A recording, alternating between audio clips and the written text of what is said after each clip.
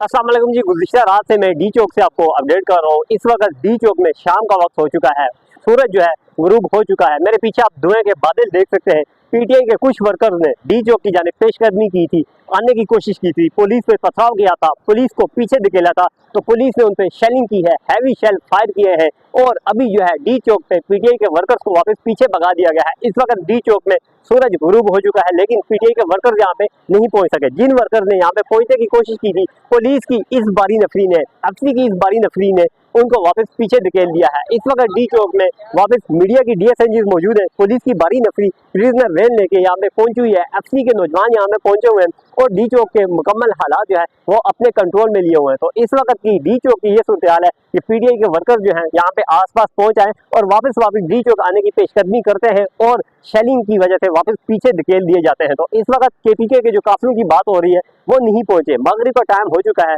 उनको पहुंचने में कम से कम 3 से 4 घंटे मजीद लगेंगे अगर वो यहाँ पे आएंगे। तो अभी इस बात पे कोई कंफर्म नहीं कहा जा सकता कि वो आएंगे, यहाँ पे पहुंचेंगे, लेकिन इस वक्त की सूरत हाल के मुताबिक डी चौक में पिंडी इस्लामाबाद के या आसपास के इलाकों से जो वर्कर आए हुए हैं वही आने की कोशिश करते हैं, जिनको पुलिस वापस पीछे धकेल देती है। तो ये डी चौक की ताज़ा तरीन अपडेट है।